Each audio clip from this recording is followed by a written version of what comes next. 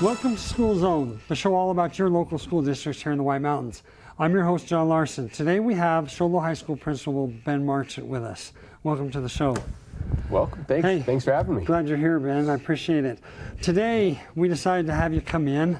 I appreciate you coming in and taking time for us, but I wanted to talk to you about the new grading practices at the high school.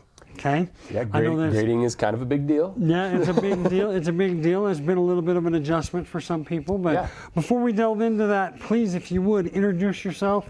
Tell us about yourself. Tell us about your education. Yeah. So I'm Ben Marchant. I'm the principal here at Sholo High School. I'm in the middle of my third year as principal. Prior to that, for 4 years, I was the assistant principal under Farrell Adams. And then prior to that, I was a math teacher and a head soccer coach, and a little bit of coached little girls basketball, and several other things.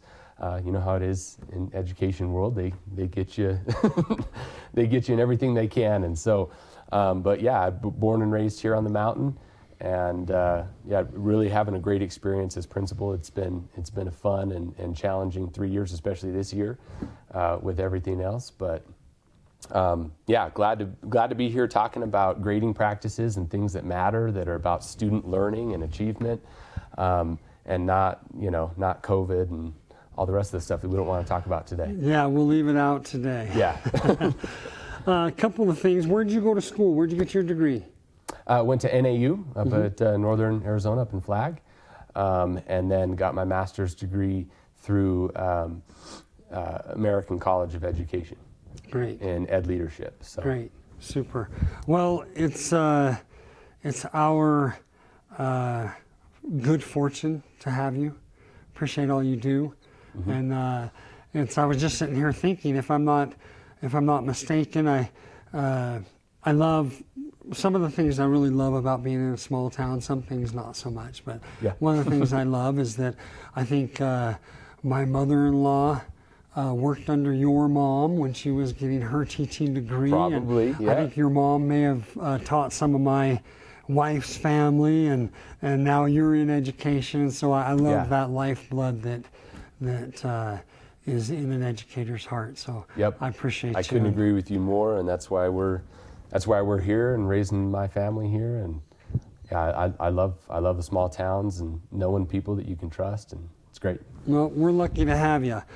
So before we actually get into the standard-based grading system, let's talk about the background as to why we made a change in the district. Yeah, absolutely. As you know, if you know the old phrase, if it's not broke, then don't fix it, right? And so it's important to remind everyone that that for many years, the way we did grading at Sholo High School, it was broke. It was broke on many different levels. I can give you some statistics here.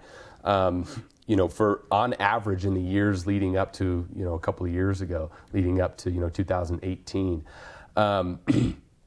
there were about 460 Fs per semester at the end of the grade period. And we're talking our school. Yep, just Sholo High School.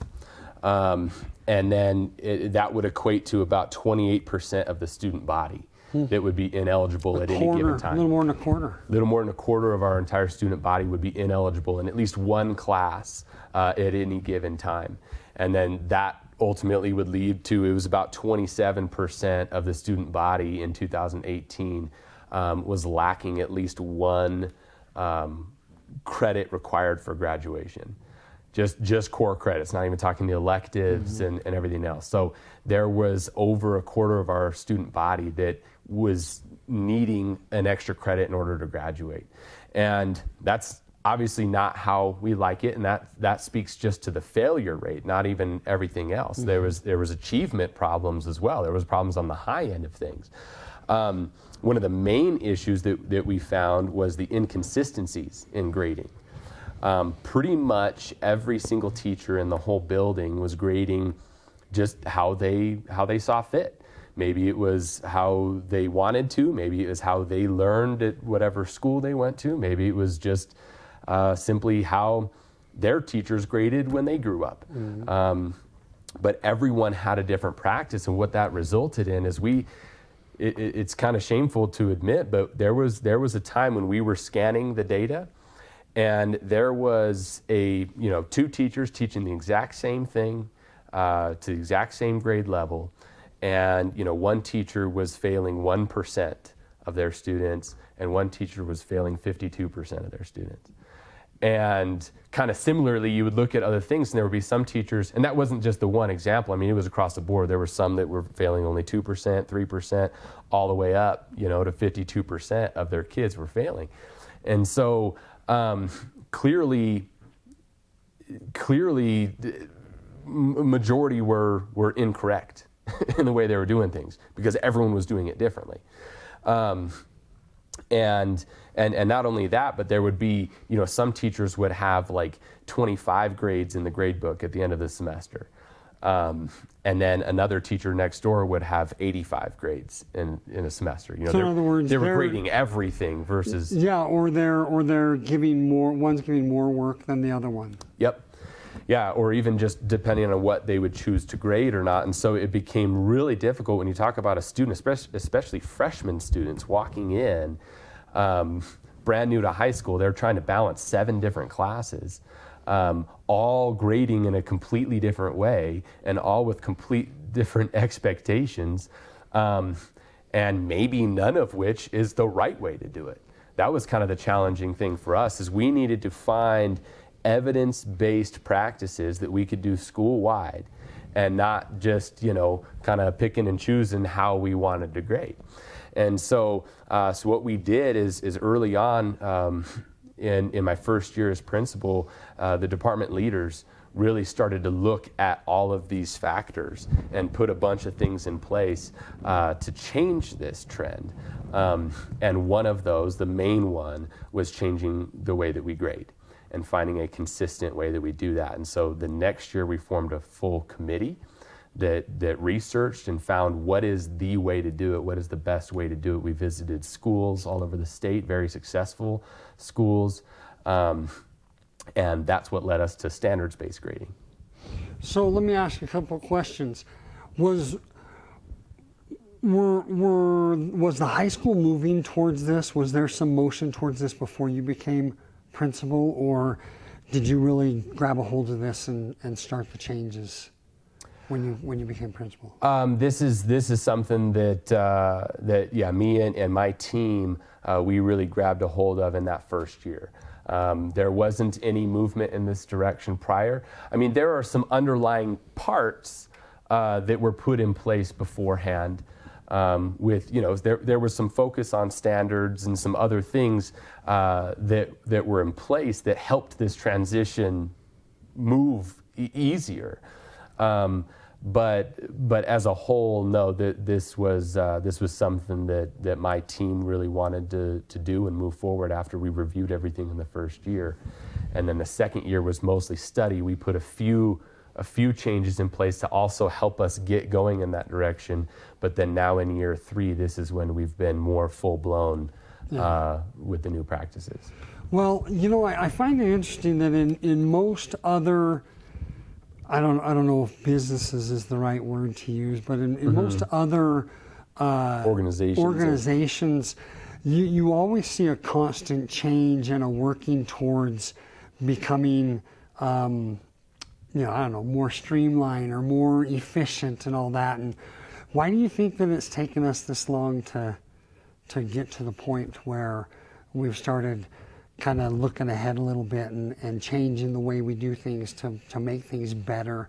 And I don't want to say easier for the kids, because we need rigor to be increased. No, and I think absolutely. you have done that. Yeah. But certainly to make things better. What's taken us so long? Yeah. Tradition? There's a lot of factors into it. One of which is tradition. It's difficult for people to change,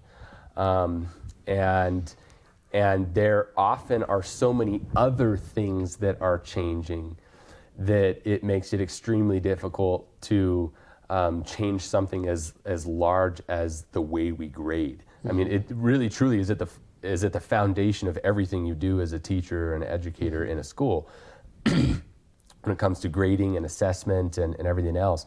And so in order to change something of that magnitude, you really need the time and to be able to dedicate to it.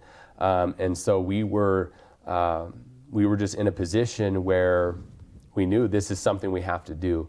Kind of the way that I've always led as well is, I'm not afraid to look at what are the issues, and then forecast and say, you know what, as painful as it is to look at that and say, yeah, right now, this kind of hurts. It hurts to look at these numbers and to see that. But it's going to hurt a lot less right now than it's going to be looking at these same numbers 3 years from now, 5 years from now, and know that we didn't do anything about it. Right. And so we knew change needed to happen. And change is painful. Yeah. Change is usually painful. Yep. And challenging, not only for you guys, but I've heard the kids whining a little bit about trying to figure out what this means to them, and how to figure it out for them too. Yeah, and so there's some misconceptions. Hopefully, we can get through here today that can help. Help that. Tell us what standard-based grading is. Okay, so really, truly, there's a lot to it. Like I said, it's at the foundation of everything. Grading practices they impact every part of education. But at its core, standards-based grading is just that. It's grading that is based on the standards. It's not grading anything else. I often call it fluff, because when you grade on some of that stuff, it becomes fluff grading. It doesn't mean that the other stuff is not important. It just means that what's in the grade book is just evidence of the mastery of standards that the students have shown towards those standards. So would it be fair to say that it's a narrowing down of the way that you've graded and really getting down to the meat and bones of what the kids are supposed to know or what they need to know? Yeah, so it's funny that you bring that up because, excuse me, I posed a question to our teaching staff. And I had them walk through a scenario that, we're on a cruise line and the whole cruise wrecks on an island, and there's all these people that are surviving, and of course no one's cell phones work or anything, and so we're stuck on this island. We got all these people here, and since you have an education background, you were assigned to be the teacher of these new island standards for survival that all the people came up with. And so now it's your job on this island to teach the kids and the youth of the island all these things that they need for island survival. So I asked them, all right, given that scenario, do you assign grades? And if you do, why? What would be your purpose for grades? Right. And it's important to sometimes step back and picture that, because we get so caught up in education and really, just like you said, in any organization you're in, that it becomes difficult to change because you forget what the original purpose was. And anybody would assign grades on that island because that's what you do. Yeah. Right? That's what your head tells you. Yeah. Well, we have to give grades. Yeah, and so it kind of puts you in a position where you start off by questioning everything, and that Which isn't a bad thing. No, you start to question everything. Well, why do I assign a grade for that? And why do I assign a grade for that? And it really became, it was interesting discussions that we had. It boiled down to communication. The grades strictly are a communication tool for being able to let that student know or let the other people on the island know what that student has mastered. And so, we kind of had some fun with it and talked about giving tattoos. Maybe that's your grade. Once you've learned how to make fire, you get a little fire tattoo. So that way and everyone else knows I can make a fire. So, or I know CPR, you get that tattoo. And so you're out on the boat. They know who to call on because they know you've mastered those standards. It's simply a communication tool. The end goal was not that, and here's, if you take nothing else away from this today, the end goal is not getting a grade. The end goal is that you learned the material. Yeah. Right? That's what education is all about. Sometimes we forget that as a school, that's what our job is is to teach, and that students will learn. That's the whole point of being there. Can I ask you a question? Does this, and maybe I should ask this somewhere else, but does this, I see this changing a child's way of learning. Even their motivation for learning, their preparation for learning, because really, I mean, for me, I just if I memorized it, then I could pass it on the test, and then after the test, I just never really thought about it again. Matter of fact, I didn't want to think about it. Yep, and you alluded to it right there. That is our purpose. That is our purpose behind these changes. Our vision, so to speak, is that we will create a culture where the focus is on learning, and that grades are simply a communication tool about the learning. And for many, many, many, many years, not just at Shoal High School. I mean, I don't want to give us a bad rap. It's a traditional thing all over the place. It was the same way when I went to high school. Sorry if I keep hitting my mic. No, you're all right. I was thinking in my head, the one-room schoolhouse. One teacher did it all. And as we grew from there, I'm sure that's where we just kept those traditions, the way of doing things. And that's the way that it continued. And for many, many years, that cart was before the horse, so to speak, where everyone was just focused, what's my grade? What do I got to do to get a better grade? How do I improve my grade? And never once is a kid coming and asking, hey, how do I solve for that second variable? I forget how to. Yeah. Why does that work? They're forgetting about that. The whole point is to learn the concept and not to get a grade. And so that's when you end up with, like here we'll talk about next on comparing it from traditional. Sometimes it's best to compare it to traditional versus new to see, okay, what's different. And when you look at traditional grading, I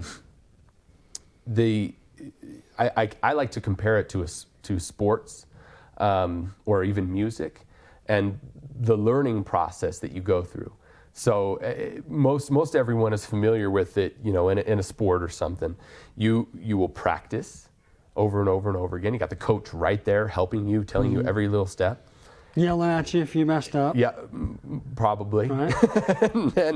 and then you move on to a scrimmage where it's a little more self-directed. The coach kind of steps away a little bit, but it's still practice. It's just more game-like. And so you can really start to practice in more game-like scenarios, but it's still controlled. It's still the time to take risks, make mistakes, everything else, because it doesn't count yet. We're still practicing to try to hone our skills in. And then you have your game.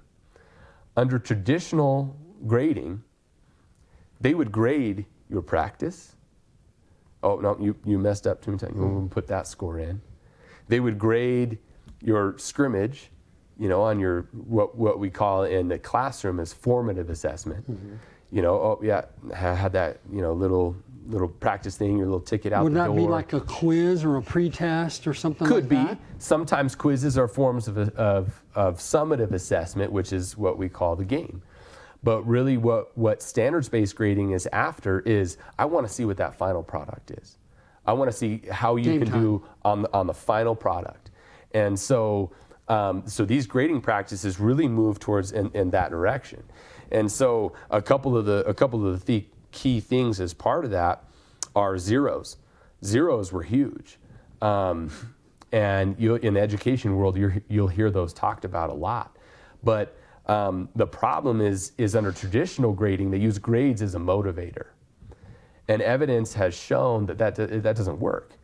And I have to kind of step back and remind myself and some of my staff that as well, that for years and years and years, we were given zeros if a kid didn't turn something in, or if, it just wasn't, it was just 0%. You didn't even turn it in, so I'm giving you a 0%.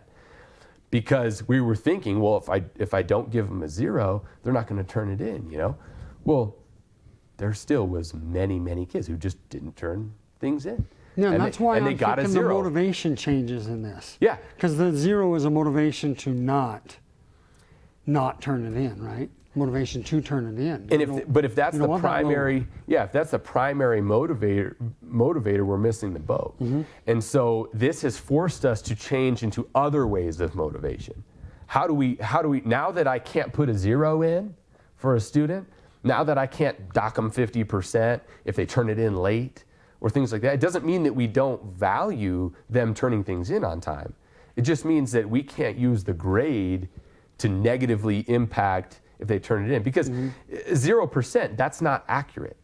Now we're getting away from the purpose of grades. The purpose of grades is to tell you what the student knows in the class, what they've learned. And you put a 0%, I don't know that. The kid probably knows quite a bit. Something, but certainly not 0%. What I really want is to get that paper turned in. And so for years and years, we would assign a 0 and leave it be. And we'd never get it and say, hey, well, he didn't turn it in, he got a 0. And now it's too late, and now he can't turn it in. And so now you've lost hope. You would talk about motivation. Man, now you've got a kid sitting there. I can't tell you how many times we had students sitting there with a 12% in a class, and it was halfway through, and the teacher's already saying, well, it's too late. Yeah, he's cooked. Can't pass already. Might as well put him online because he's already failed. And I'm going, what? We're sitting here in October, and we're talking about a kid already having failed the class?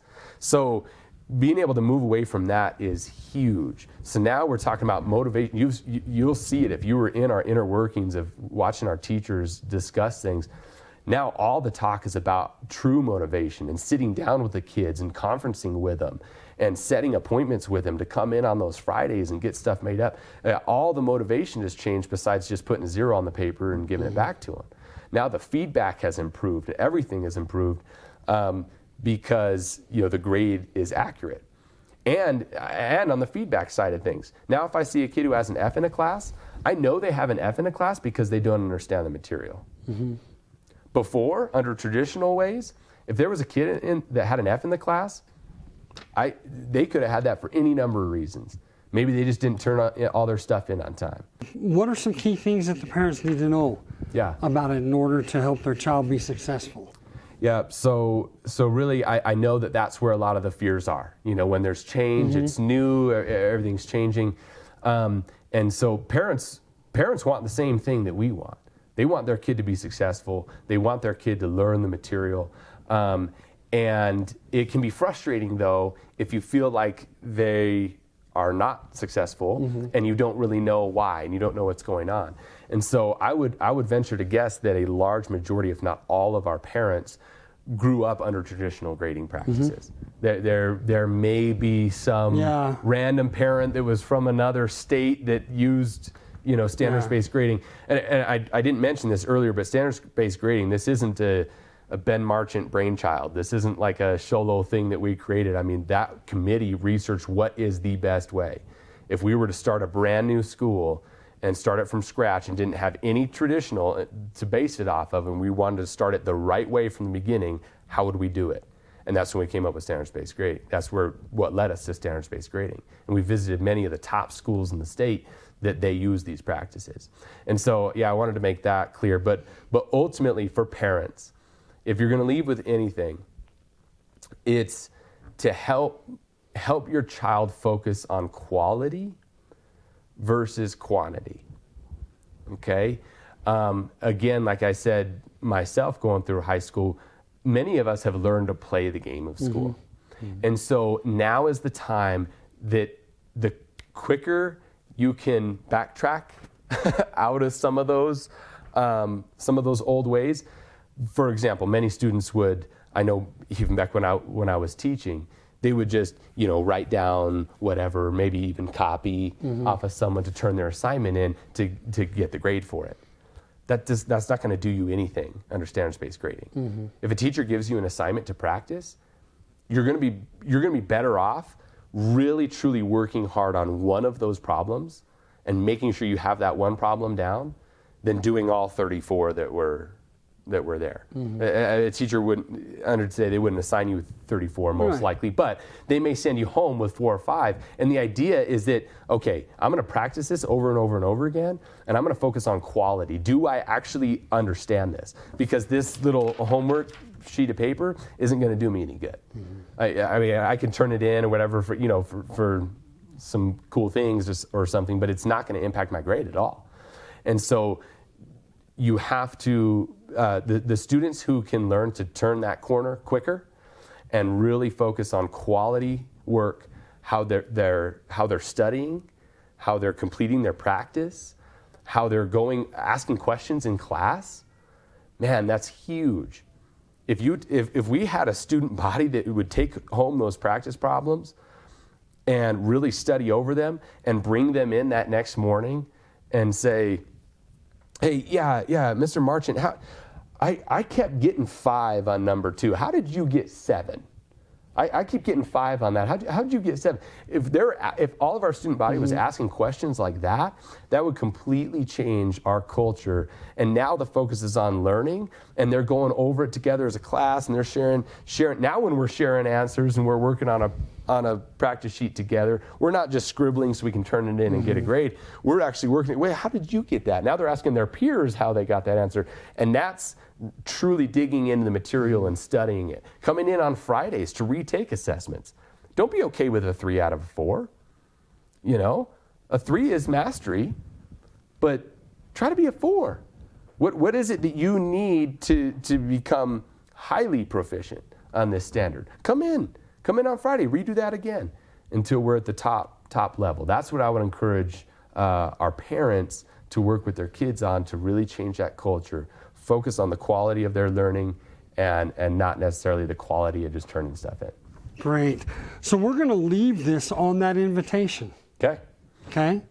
Parents, come in, figure out what's going on and how this works. Kids, come on in on Fridays and be the very best you can be and as proficient as you can be. Yep. Thanks.